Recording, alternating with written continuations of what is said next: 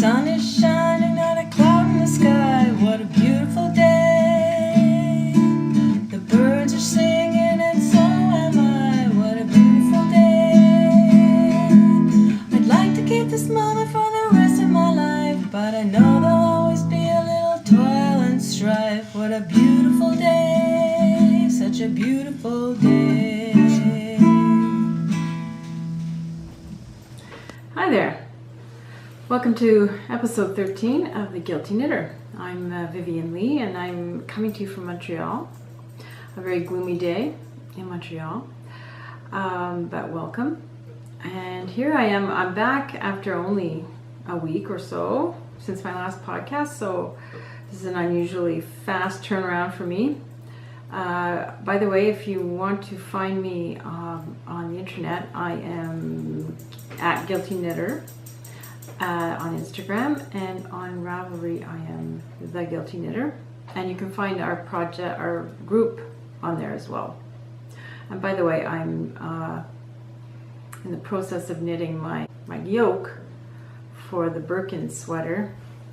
So I decided that if I'm going to podcast today, it has to be while I'm knitting because I'm just so eager to get it done. And right now this is a pretty easy part of the yoke, even though I say that, but I just finished having to tink back 300 stitches in order to fix a mistake that I did on the first round of this section. But anyway, it's okay. It's all knitting. We all love knitting, right? And this is my second try on this podcast. I decided I wasn't happy with the first try. I didn't do very much before I decided that, but anyway, this is a restart, but you didn't even need to know that.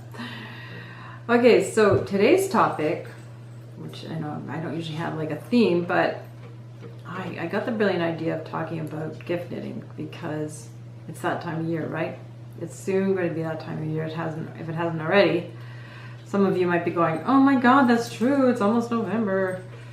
We have to start our gift knitting." But the thing is, how many of you out there are really gift knitters? And how many of you are, prefer to knit for yourselves? I think that oftentimes you start out like I did 5 years ago almost, I think.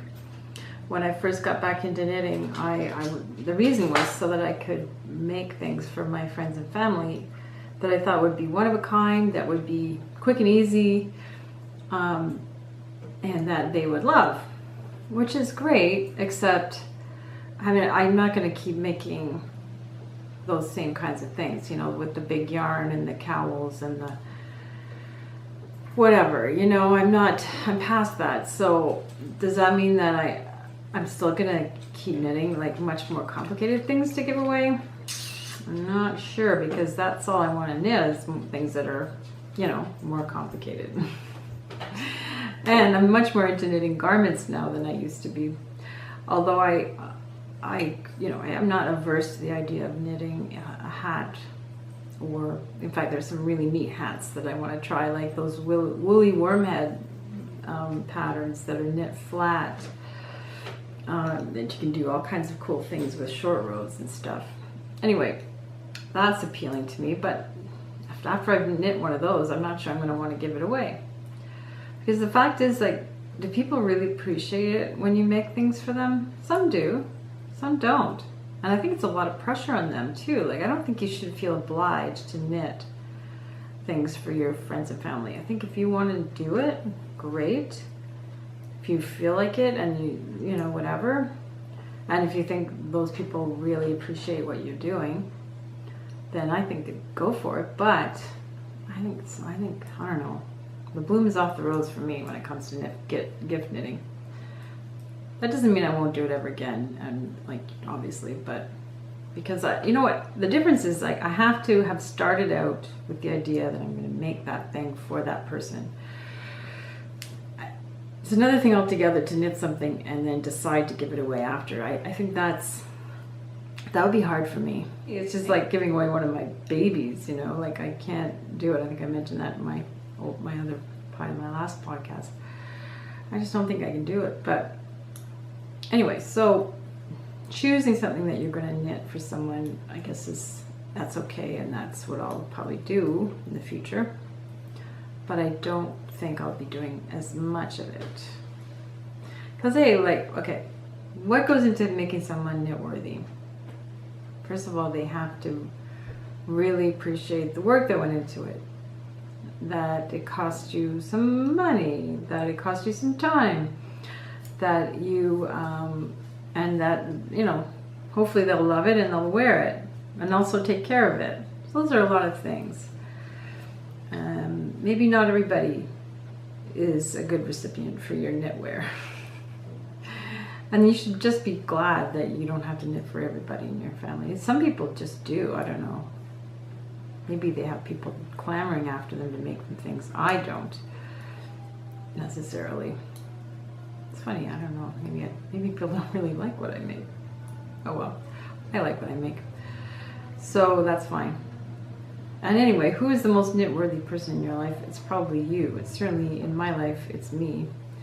Because when I wear my knitwear, I know what went into it, and I loved doing it, and I love the product, and I'm proud of it, and I feel loved when I make it, when I wear it, which is kind of a revelation to me that I could feel that kind of tangible expression of self-love, that it actually makes me feel that way when I wear it.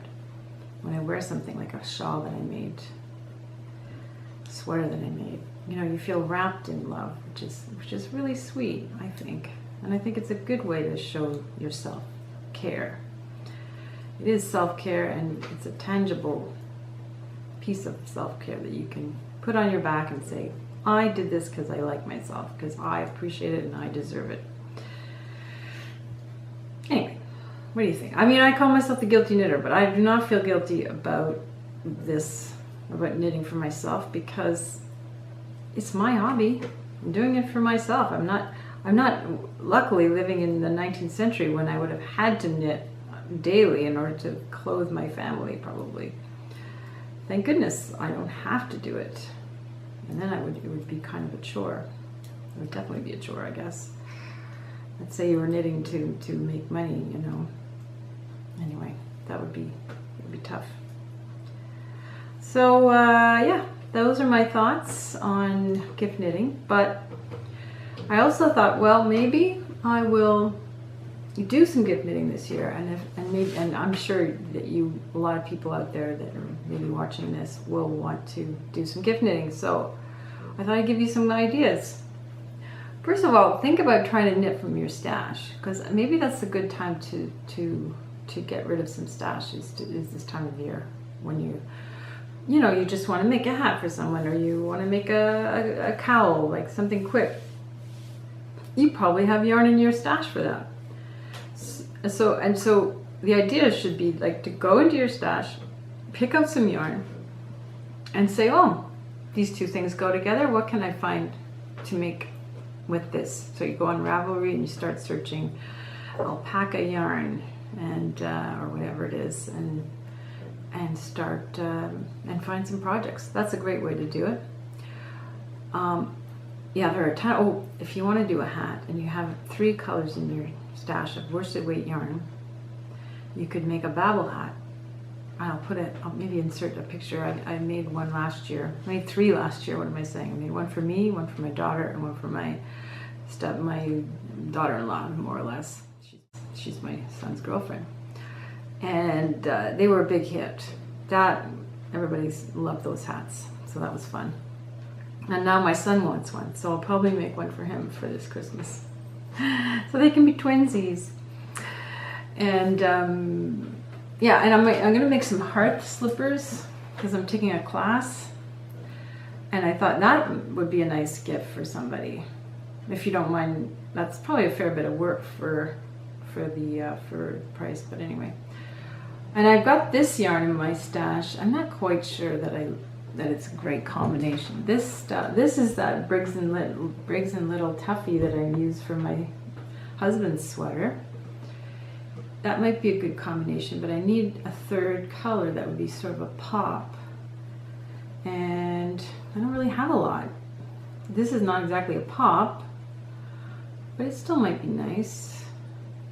Anyway, I need 3 colors, so we'll see. Anyway, look that up on Ravelry. The Heart Slippers by Diana Waller. Voila. And I have a few possibilities, but yeah, I'm not sure I have the exact right thing. We'll see. So there's that. Oh yeah, the Fiddlehead mittens. Like anything, if you want to make something fun for yourself that you could then give away somehow, if you can, try the Selbu mittens or the Fiddlehead mittens. Like those colorwork mittens are so fun, and they really are. Yeah, they're fun to make, and I'm sure those would be appreciated. In this climate, everybody needs a pair of mittens. So what the heck, right? I guess if you're in Florida, then that's a different story. But if you're living in Canada, mittens are de rigueur, as they say. So yeah, those are good possibilities. I got together with my my yarn buddies yesterday, my little knit circle, and it worked out really well because I was giving a master class over at Vanier, which is a college here in Montreal, and they had invited me to give a trombone master class, well, brass master class, because there were trombones and a trumpet player in the class. And it just so happened that my knit circle was meeting just around the corner from there, which was really fun. So I was able to rush over there after my master class to meet them and have a lovely lunch and do a tiny bit of knitting before I had to rush off to another master class. It was weird because I literally haven't given a master class in like years, pretty much. And then I get 2 on the same day.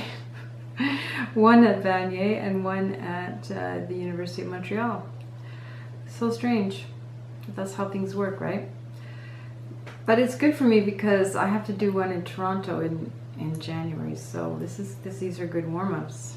I'm going to be giving a master class at a women's brass conference, a little mini women's brass conference in January. So that'll be good. It'll be fun. Except that it makes me super nervous, so why am I saying that? I'm not sure. I'm not sure it's gonna be that much fun, but hopefully. It was fun yesterday. Once I got over the initial nerves, it was totally fun. And so yeah, but what was nice about yesterday, and then after that second master class, I had a rehearsal for a little gig I'm playing with my hubby. He's actually doing a recital on the 20th of October. Today's the 11th. And I'll be playing on that recital with, it's like a group, a trombone ensemble. And he's going to be playing a solo with that trombone ensemble. And I made another mistake on my yoke. God darn it. Okay, going back, tinking, but not too far, luckily. See, this is why you should always look. Take a minute, look back at your work to make sure you're doing it right. Because even if you have, like, this is the first row of this yarn, this particular part of the pattern, and so there's nothing to go by really. Like, you can't look below and go, oh, this color should always be with this color that underneath or something. So you just have to be careful. And it's just 4 blue and then 2 green. How hard is it? It's not very hard. But somehow or other, I managed to screw it up twice. Okay, there we are. Back to where it should be, I believe. Yeah. Okay, sorry about that. Yeah, I'm glad I caught that before I went too far. And so getting back to, yeah, so my husband's playing this recital at Christ Church Cathedral. If you're in Montreal on the 20th at 4:30, feel free to come down and watch it. It's free, or at least it's a goodwill offering, so give what you can. And I shall be playing this one piece with him. And it was so much fun because I just love playing in trombone groups. Just go on YouTube and Google trombone ensemble music, and you will love it, I'm telling you. It sounds great. Well, if it's well played, obviously. That has to be a given for you. This is kind of fun, knitting and talking at the same time. It means that I'm getting, sort of doing killing two birds with one stone, you know, as they say. I'm working on the birds of a feather still, and it's coming along. I'm really excited because I'm getting close to the end. You know, and there's another Caitlin Hunter design that I really want to knit. It's called Camp Wilkerson. It's a funny name for it. I don't know where she got the name, but it's really pretty. It's just so striking. And you know, I saw that pattern a couple of years ago, put it on my queue, or at least in my mental queue. I often don't put anything on my actual queue in Ravelry, but yeah, it's kind of there at the back of my mind. I put it in my favorites. And I'd really like to knit it. But again, how many freaking shawls do I need? Anyway, getting back to the Camp Wilkerson pattern, it's one by Caitlin Hunter. And this was kind of before I'd never heard of Caitlin Hunter. I think it was maybe even before she'd done any of her really like quite famous patterns now. Anyway, it was before she was super popular, I guess. And so it might have been one of her first designs when she started getting into knitwear, because she hasn't been doing it for that long, you know, like maybe 4 years or something like that, or 5 years. So, but anyway, the colors are so beautiful. Maybe that's what strikes me or draws me to it, but also just the way it's made. It's kind of like made in there's sort of a, what's the word? Not triangles, but chevrons. It's kind of a chevron idea. So I'll put a picture of it. I've already talked about it before, but that's one that's definitely, I definitely want to try that one sometime. And my son would like me to make him a Vertices Unite at some point. And I'd really like to also. I might just make him a DK version. That way it'll go by fast. I'll be able to go fast, faster. I don't know. We'll see. DK is such a lovely fabric. It makes a nice fabric, but it does make kind of a heavy shawl. The nice thing about a fingering weight shawl is that it really drapes nicely, and you can. It's kind of more versatile, I think. So maybe I'll stick with fingering weight. I don't know. I remember the last one I made my own Vertices Unite. I think I thought to myself, oh my gosh, I did it again. What is wrong with me? Oh my gosh. I'm just frogging it. I just can't deal. Not frogging it. No, I'm just joking. I'm just going back like so. Okay, everything's fine. No big deal. No big whoop. It's just because I'm distracted. I don't usually make this many mistakes. I swear. Okay, so I'm gonna make him a Vertices Unite. Again, he says I forget what colors he mentioned. Teal, pink, gray. I'm like, okay. You think so? I think whatever I make, I mean, those Vertices Unites they're so much fun to make, and I could be like Lisa and just knit like one after the other. Lisa from Miss Fast Tricot, she's knit quite a few of those. Some of them, she's actually knitted it in one color, and just because she likes the construction so much, and she thought, oh yeah, I could enjoy knitting it just all in gray. Personally, that's the last thing I would do, but to each his own. Gray not being my favorite color. I mean, it's a great like sort of background color or part of a thing, but I don't think I could knit a whole Vertices Unite in gray. No thanks. Mind you, she did hers in a DK weight, so I guess that made it a bit easier. bit faster. I need to get out for a walk before the day gets too far along. And even though it's pouring rain, oh, it's not pouring. In fact, I don't think it's raining anymore right now. Perfect time to go. Oh, I see my cardinal out there on my bird feeder. I think of him as my cardinal, but I think he belongs to the neighborhood. And I have a little bit more to tell you. I couldn't finish up the other day as planned because, oh, there goes the sun behind a cloud. It's a beautiful day today. I keep telling you how much it's been raining, and it seems like every time I do a podcast it's cloudy, but today it's gorgeous. So I was out in the yard doing some, fall cleanup and stuff, and it was just so nice. I'm glad I got out there for a brief hour, because what I really wanted to get done today was finishing this podcast, doing some knitting. What else was I going to do? Oh, I have some practicing to do, of course. Anyway, so here I am talking to you instead of practicing as usual. Guilty knitter. Anyway, I've already gone through my intro, so this is the middle of the podcast, which seems weird to me because I feel like I'm just starting, but for you it's not.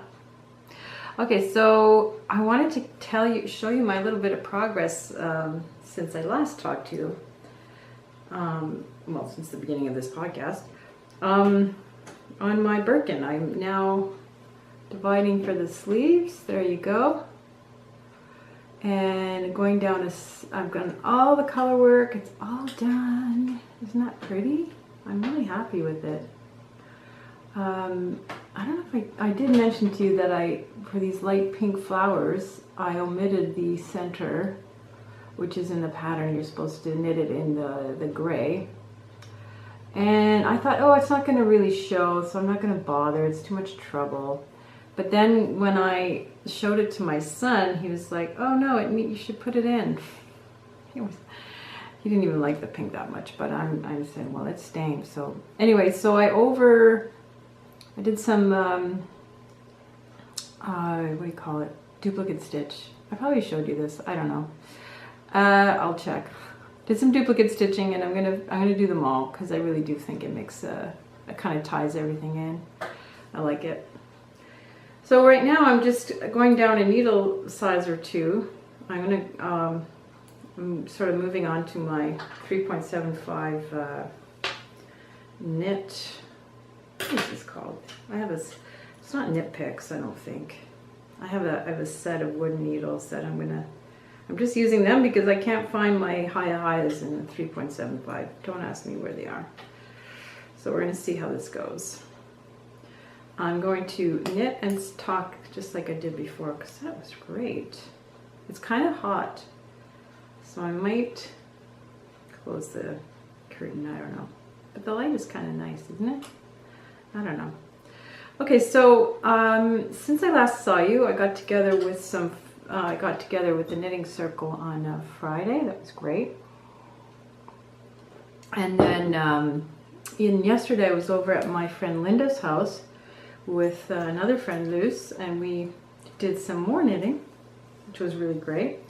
And Linda very kindly gave me this pink to go with for my heart slippers, which is, I think, going to be a really nice combo. Yeah, I'm really happy with that. I really don't need that much of this pink, but I'll find another use for it for sure. I love it. It's so nice. I'm into pink these days in a big way. So that'll be good. So excited. I get to start that on Tuesday night with we're doing a class with the heart slippers on Tuesdays for a little while at Espace Rico. And okay, one thing I forgot to mention, changing the subject completely, something super exciting has happened in the last couple of months, and that is that my daughter, Erica Martin, has put out an album, an EP. Well, so it's not it's just a download, or you can stream it. It's called Out of the Playground, and it is on iTunes, Spotify, I think SoundCloud and Bandcamp. I don't think it's on Google Play, but I could be wrong. So check it out. And also, I'm going to put links down below the video to so you can check out the videos that she's done. She's done 3 music videos for 3 of the songs. They're really fun. I hope you enjoy them. She's kind of an indie pop singer-songwriter. She did all of her own backgrounds accompaniment using GarageBand on iPad or on her computer, I forget. And sang all her own vocals, so it's pretty fun. It's really great. I'm super excited for her. So that's Erica Lee Martin, Out of the Playground, and I will put the links below. So that's something I didn't want to forget to mention. And I'm moving on back to knitting. I'll show you something that I meant to mention last time. I don't know if I know I talked to you about my Lizzie cardigan, so I thought I would, you know, put your mind at rest about that. You've probably been anxious about it and wondering why I didn't mention it last time. I know. You've been on tenterhooks, right? Right. Anyway, so I ended up frogging back quite a bit on my Lizzie cardigan because I was so unhappy with the way the increases looked on the front, which is here. It'll go. This will continue down the front, and I don't know. I just didn't like the way it looked. So my plan is to maybe go back to the old make one left, make one right, and not bother with her own versions of the increases, which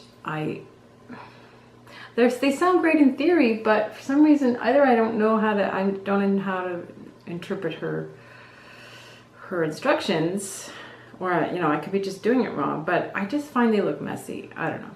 You're not supposed to even see them. They're supposed to be sort of seamless. But I almost prefer it when there's a nice line, and it looks sort of clean, and I don't know. It doesn't bother me to see it, the make one left and right. So I think I'm going to go back and do it that way. So, but I figure since this is a linen cardigan, I am not going to worry about it for a while. So it's going into my hibernating bag here. This is a dollar store special, so it's all for my hibernating projects. Anyway, so that'll be for later on in the winter when it's getting closer to spring, I guess, I hope, because I just don't have the will to knit a linen cardigan. It is, I'm knitting it in Espace Tricot's Petit Lin Plus, I think it is. Pretty sure it's the Plus. And I do like the color, and I like the yarn, and I'd love to have such a cardigan, but it's just gonna have to wait. Okay, so I was talking to you earlier about knitting for other people, and like I said, I just think you have to pick and choose who you knit for, because just make sure you're not going to end up feeling resentful of the person because they kind of go, oh, that's so nice, thanks, and then put it aside and never wear it. Just you got to be aware that that's always the possibility that that's exactly what's going to happen. You have to let that go. That's for sure. But since I'm on the roll of Christmas knitting and gift knitting, I thought I did mention a few projects you could try, like those, the mittens and all that. But I thought of a couple more since then, and here's, like, if you have babies to knit for, and that's always fun.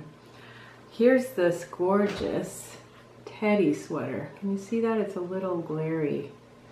Isn't that fun? Oh my gosh. I have the yarn for that. It's by someone named Terry Cruz, and it's just a cute little thing. It's made in a DK weight, so it's not, or a sport weight yarn, and I'm making it in these two colors.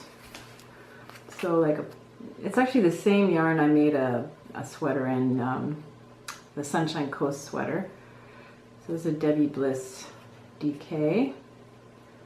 And this is a Merino 120. And they're, what is it called? Lady Slip colorway. No, that's not true, sorry. In their, oh gosh, it's on the other page. Heavenly Cloud White. Wow, that's pretty, whatever. So that's going to be fun. I am super excited to make that for my little great nephew, who is almost 6 months old, I think. So I better get on it. A little Adonis, believe it or not. I'm not even kidding you. That's a name to live up to, right? So Christmas knit suggestions. Another one is the Thistle pullover, which is by Julie Party. Here it is. Yeah, this is a real cute. This is another Espace Tricot version of it. They did the stripes. I think the original doesn't have stripes, but I love it with the stripes. And I think I made it kind of more or less exactly like that for Adonis's little big brother. I forget what it was. I think it was Ovid. Yeah, Ezra, Ovid, and Adonis. Those are the three boys that belong to my niece. Anyway, to each their own. Okay, so moving on, I have yeah, those two little projects, and you know what is fun is brioche, and I was thinking of making a brioche cowl or a scarf for my son, because he's so knitworthy, right? I already mentioned that. I have this alpaca. It's hold on a second, just pause that. Yeah, I was just wanted to grab this yarn. I have this stuff here, brown and green. I think it's quite a nice combo to make a brioche scarf in. It'd be fun to work with. I'm not 100% sure how much fun I mean, I think it would really stretch out. That's my only issue, but I don't know. So that's something to think about. So I don't know, a little brioche pattern where you could practice your brioche, like maybe in a hat, you know, could be really fun for a present. And what else have I got to tell you? Oh yeah, so did I mention this? Yeah, I mentioned that my friend Linda gave me this, but I didn't tell you what it is. It's called New England Highland yarn, and it's in the Lady Slip colorway. This is a yarn from New Hampshire, 100% pure wool, and it's not superwash or anything. So that'll be nice for the slippers, I think. Oh yeah, and Linda also gave me this yarn, which I have to ask her what it is, because it's 100% wool also, and it's really in my wheelhouse. Like, this color is really me. But I need to know what it is so I know how much I've got here. I think it's a DK, or no, it must be worsted. It's a pretty heavier than a DK. Anyway, it's super cute. I like it. I don't know, she's so generous with her stuff. I guess she got a bunch of yarn from from one of those estate sale type things, where somebody had been hoarding yarn for her whole life or something, and her whole house was full of yarn. So quite a few of my knitting buddies picked up some great deals there. That was a couple of years ago. And I think that Linda's still working away at some of that stuff. And obviously she's got the stuff she doesn't need, so she's giving it away. But I'm happy to take it, to tell you, because it's just lovely. The only thing is, what am I going to make with it? I don't know. Maybe a gift for Christmas. Maybe a gift for me. I think that would be cool too. Got my knitting fuel. Man, tea is good. Oh yeah, before I say goodbye, I want to read you a poem written by my son Travis, and it actually isn't. He wrote it in response to it was like an exercise from a book called The Artist's Way. And in The Artist's Way, there's sort of a book about finding your path to creativity, and there are tons of exercises and kind of things to incorporate into your life to make you sort of more receptive to the creative spirit. And she kind of, I guess she believes in God. I don't know. She believes in a creative spirit that is in all of us and kind of connects us. And I guess whether you believe in God or not, I mean, like, I don't really, so, but I still kind of understand what she's talking about. And Travis wrote this poem or prayer, and I found it downstairs in the basement, and scratched on a piece of paper, like so, but in his very best handwriting.